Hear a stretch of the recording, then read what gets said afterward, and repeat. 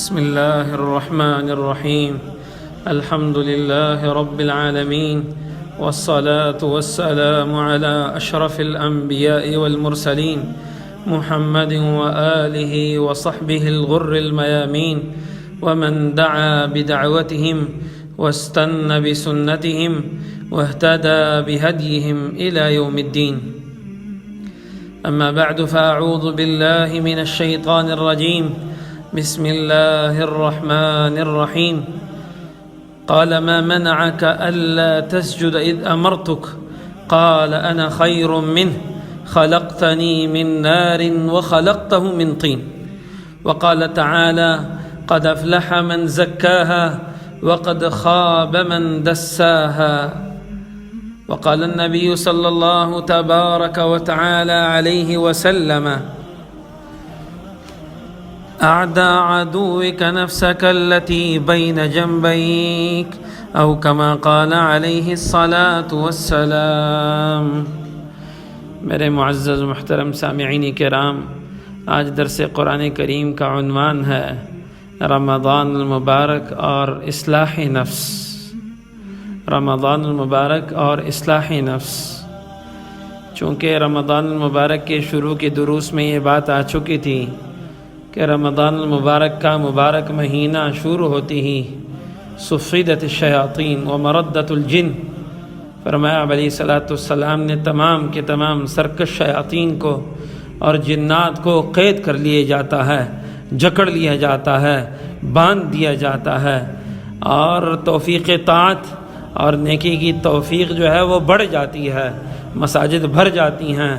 مگر دوسری طرف ہم دیکھتے ہیں کہ اگر شیطان کو قید کر لیا گیا ہے تو کیا جو شیطان کا بائی نفس ہے وہ بھی قید کر لیا گیا ہے؟ ہرگز نہیں، چونکہ نفس کو آزاد چھوڑا گیا ہے، اور نفس جو ہے وہ شیطان کا بھی استاد ہے. ہم سمجھتے ہیں کہ شیطان ہی سب کچھ ہے، مگر یہ ہے کہ نفس جو ہے وہ شیطان کا بھی استاد ہے. اس لیے کہ اللہ جل شانہ نے جب یہ ملائکہ کو حکم دیا کہ اسجدوا لآدم، آدم علیہ السلام کے لیے سجدہ کرو، تو سب نے سجدہ کیا. فسجدوا الا ابلیس، سوائے شیطان ابلیس کے کہ اس نے انکار کر دیا. لم یکن من الساجدین، وہ سجدہ کرنے والوں میں سے نہ ٹھہر سکا. قال ما منعك الا تسجد اذ امرتك، اللہ تعالیٰ نے پوچھا شیطان ابلیس یہ بتا کہ کس بات نے تجھے روک کے رکھا اس حکم سے جو میں نے دیا تھا. قال انا خیر منہ، اللہ میں تو آدم سے بہتر ہوں، میں تو آدم سے بہتر ہوں. خلقتنی من نار وخلقتہ من طین، اللہ اب نے مجھے آگ سے پیدا کیا ہے. وخلقتہ من طین، اور سیدنا آدم کو آپ نے مٹی سے پیدا کیا ہے. مٹی اوپر کو پھینکے تو نیچے کو جائے، اور آگ آپ جلائیں تو اوپر کو جاتی ہے، لہٰذا میرا مرتبہ اونچا ہے آدم سے. اب یہ شیطان کو یہ سبق کہ انا خیر منہ، میں سیدنا آدم سے بہتر ہوں، یہ سبق کس نے سکھایا ہے شیطان کو؟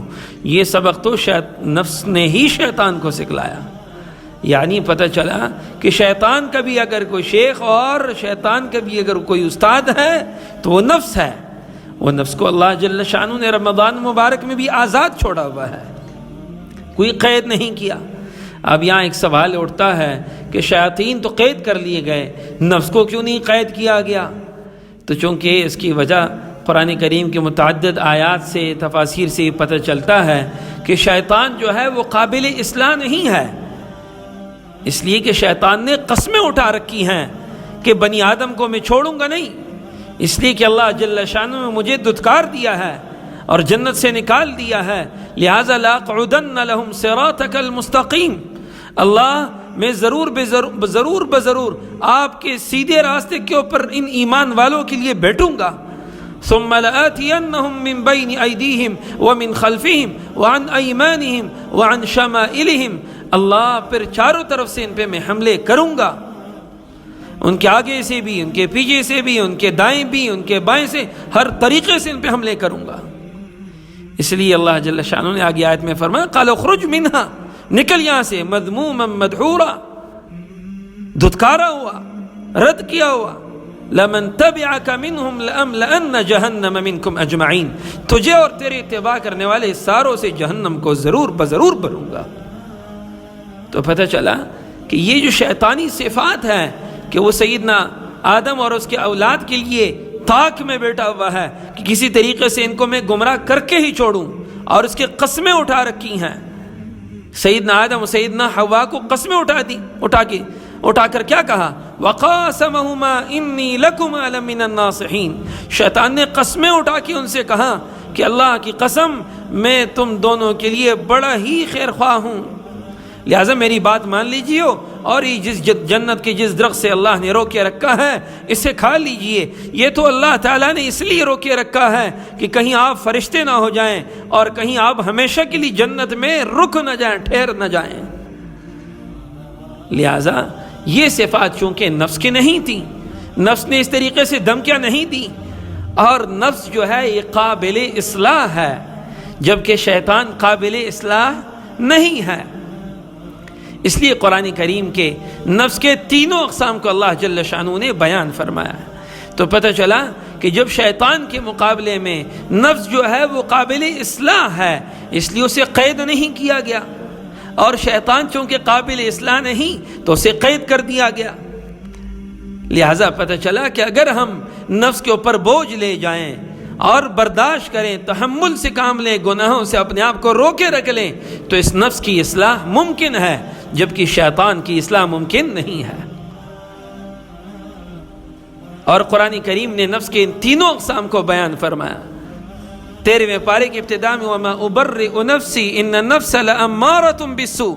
نفس کی پہلی قسم کہ سیدنا یوسف فرما رہے ہیں کہ اللہ مجھے اپنے نفس پر کوئی بھروسہ نہیں، کوئی بری نہیں.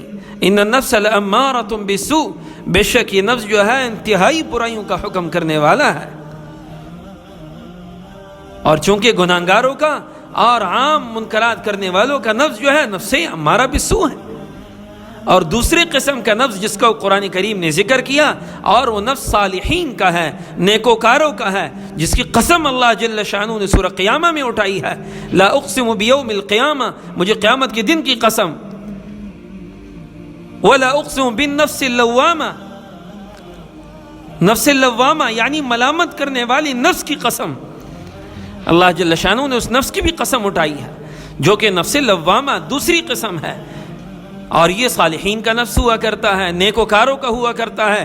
جب گناہ سرزد ہو جائے فوراً رجوع الی اللہ کی توفیق ہو جاتی ہے، فوراً رجوع الی اللہ کی توفیق ہو جائے اور اللہ جل شانہ کی طرف رجوع بن جایا کرتا ہے. تو پتہ چلا کہ یہ نفس بھی کیا ہے؟ محمود ہے. اللہ جل شانہ کے ہاں بہتر ہے نفس امارہ سے، اس لیے کہ صالحین نیک لوگوں کا نفس ہے. اور تیسری قسم کے نفس کا بھی اللہ جل شانہ نے قرآن کریم میں ذکر کیا ہے، اور وہ نفس جو ہے وہ نفس مطمئنہ ہے، جو کہ انبیاء علیہ نبینا علیہ السلام کے نفوس مبارکہ ہوا کرتی ہے. فرمایا اللہ جل شانہ نے یا ایتھا النفس المطمئنہ ارجعی الی ربک راضیۃ مرضیہ، ارجعی الی ربک راضیۃ مرضیہ. لہذا نفس مطمئنہ سے اللہ جل شانہ نے ان کو پکارا ہے، جو کہ انبیاء نبینا علیہ السلام کی نفوس ہوا کرتی ہیں. تو پتہ چلا کہ قرآن کریم نے ان تینوں قسم کی نفوس کا ذکر کیا ہے. اور جو آیت کریم خطبہ میں پڑھی اس میں اللہ جل شانہ فرماتے ہیں قد افلح من زکاہا وقد خواب من دساہا، یقیناً فلاح کو پہنچا اور کامیاب ہوا، خوش قسمت اور خوش بخت ہوا وہ شخص جس نے اپنی نفس کی اصلاح کر لی، جس نے اپنے نفس کا تزکیہ کر لیا، اپنے نفس کی تربیت کر لی اور اپنے نفس کو اخلاق ذمیمہ سے روکا. صوفیاء کرام کے ہاں نفس جو ہے وہ تمام برے اخلاق کے مجموعے کا نام ہے. تمام اخلاق ذمیمہ کا جو مجموعہ ہے اسے نفس کہا جاتا ہے.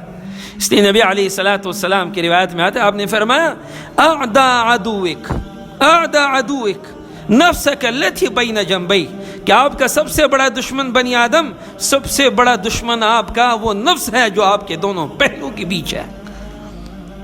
حالانکہ نفس کی دشمنی کو ہم دشمنی نہیں تصور کرتے. اس لیے بہت سارے صوفیاء کرام سے نفس و شیطان کے متعدد اشعار منقول ہیں، جس میں سے علامہ بوسیری صاحب رحمہ اللہ کے قصیدہ بردہ کے اشعار بڑے ہی مشہور ہیں. آپ فرماتے ہیں وَخَالِفِ النَّفْسَ وَالشَّيْطَانَ وَعْصِهِمَا، اور مخالفت کر نفس اور شیطان کی اور سخت ہو ان پر آپ کی گرفت یعنی ان کی نافرمانی کر. وَإِنْهُمَا مَحَّضَاكَ النُّصْحَ فَاتَّهِمِ، بے شک وہ دو اگر تجھے بڑی ہی نصیحت کی باتیں کریں پھر بھی ان دونوں کو جھٹلا. وَلَا تُطِعْ مِنْهُمَا خَصْمًا وَلَا حَكَمًا فَأَنْتَ تَعْرِفُ كَيْدَ الْخَصْمِ وَالْحَكَمِ، کہ ان دونوں کا کہنا مت مان، چاہے یہ دشمن ہو، یہ خصم فیصلہ کرنے والا ہے یا تمہارے سامنے دشمن بن کے آئے. فَأَنْتَ تَعْرِفُ كَيْدَ الْخَصْمِ وَالْحَكَمِ، بس تو ان کی مخالفت اور فیصلے کی خباثت کو جانتا ہے. اس لیے نفس اور شیطان دونوں کی شرور سے اللہ جل شانہ حفاظت کرنے کے متعلق جو تزکیہ نفس کا طریقہ اللہ جل شانہ نے بتایا کہ ہم اپنے نفس کی تربیت کر سکتے ہیں. یہ نفس قابل اصلاح ہے، اس لیے اللہ جل شانہ نے اسے قید بھی نہیں فرمایا. اور آگے اللہ جل شانہ نے کیا فرمایا؟ وَقَدْ خَابَ مَنْ دَسَّاهَا، اور یقیناً نامراد ہوا وہ شخص کہ جس نے اپنے نفس کی اصلاح نہیں کی اور اس کے نفس نے اس کو برے گناہ کے ذریعے سے اس کو ڈھس مارا، یعنی اسے پھنسا دیا ہے. کیونکہ جب نفس کی اصلاح نہیں ہوگی تمہارے گناہوں کے اللہ جل شانہ کے نافرمانیوں میں لگا دے گا. تو اس لیے اصلاح نفس کا رمضان المبارک کے ساتھ جو تعلق ہے وہ یہی کہ رمضان المبارک کے مبارک مہینے کے اندر ہم بھی اس نفس کے تزکیے کی طرف تھوڑی سی توجہ دیں اور اللہ جل شانہ سے مانگیں اس کے لیے کہ اس نفس کا تزکیہ کیسے ہوگا. آپ علیہ الصلاۃ والسلام کی دعاؤں میں ملتا ہے، آپ فرمایا کرتے تھے اللہم آت نفسی تقواہا، اللہ میرے نفس کو تقوی نصیب فرما، یعنی میرے نفس کو متقی بنا.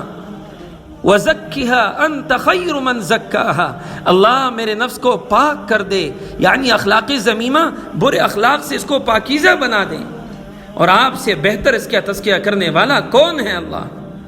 لہٰذا ہمیں بھی آپ علیہ الصلاۃ والسلام کی دعا سے ایک میسج، ایک پیغام ملتا ہے کہ نفس کے تزکیہ کی دعا کرنا یہ بھی نبی علیہ الصلاۃ والسلام کی سنت میں سے ہے. اللہ جل شانہ ہمیں اس پہ عمل کرنے کی توفیق نصیب فرمائے. وما علینا الا البلاغ المبین.